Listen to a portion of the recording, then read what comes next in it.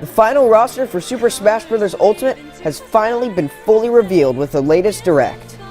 With this being the biggest and best roster in Super Smash Bros. History, I wanted to say my thoughts on every single newcomer they've shown off so far.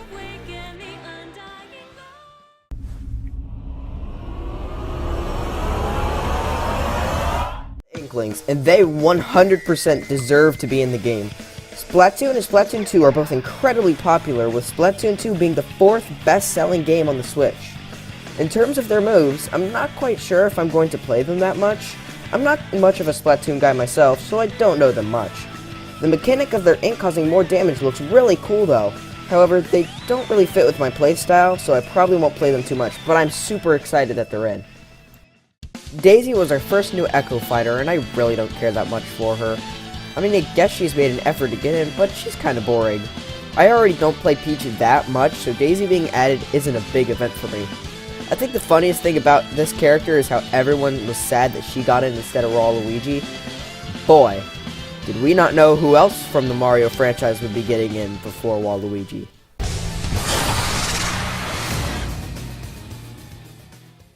Ridley was revealed at E3 to a lot of hype. I'm personally not a Metroid fan, but I know he's been highly requested. I really liked how it said really hits the big time. In terms of me playing him, I probably won't be much as I don't really play heavyweights. My main is Kirby. Ridley's just a bit too sluggish, but I'll definitely give him a shot.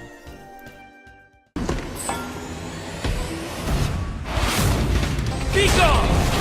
You don't belong in this world, monster! Next up were the two Belmonts in the August Direct, Simon and Richter. To be honest, I'm much more of a Richter fan.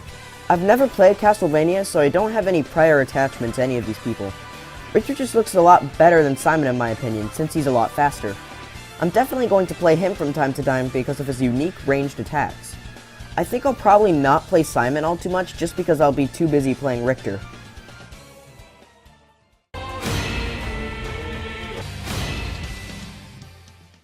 Following the Belmonts, we got two new Echo Fighters, Chrom and Dark Samus. I don't really care much for either of these two. I never really played Roy or Samus, so I wasn't really overjoyed like some others were.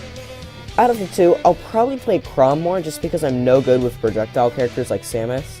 Although I have heard that Chrom isn't great because he doesn't have a sideways recovery, but hopefully he'll still be fun to play.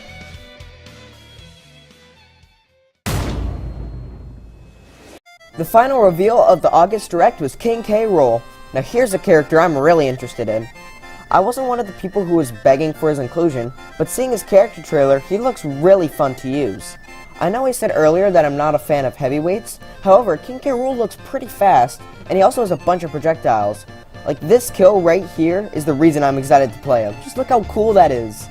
I'm not sure if he's going to be my most played, but he's definitely going to be up there.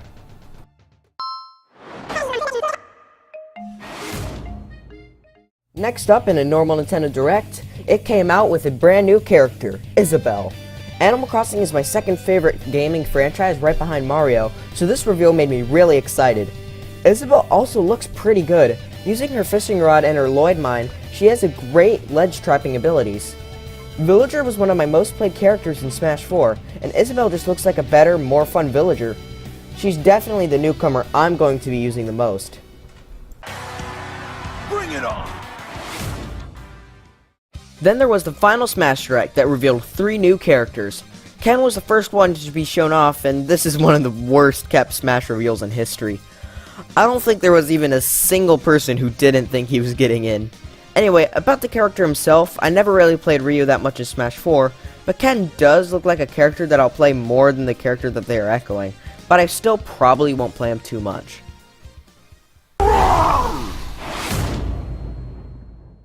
Then there is Sinor.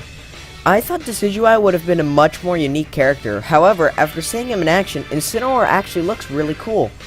I really like how he's based off a wrestler. Even though he looks cool, again, I probably won't play him much. I heard he's really slow, so he's not really a character I'd want to play, but he's still an interesting pick. That was it for the base roster. However, Sakurai also revealed the first DLC character, and that character was Murano Plan. Okay, in all seriousness, while Isabel is probably my favorite newcomer, Murano Plan is by far my favorite reveal. I couldn't stop laughing when he was revealed, and he also looks extremely fun to use. I can't believe that they'd make a generic Mario enemy a character, much less a Piranha Plant. However, they did a really good job pulling everything from the Piranha Plant's history and putting it in his moveset. Also, he looks incredibly good. He's definitely going to be one of my most played characters, along with Isabel. The only bad thing about him is that he isn't in the base game now, and I have to wait till February. Well, that's the whole roster. I made a small tier list of who I think I'm going to be playing the most. Of course it will change over time, but this is my predictions. Anyway, that's it for this video. All images, videos, and music used that aren't mine are linked in the description.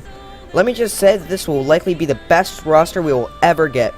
I'm so excited for this, and I hope to have so much fun on December 7th. See you guys next time. Bye.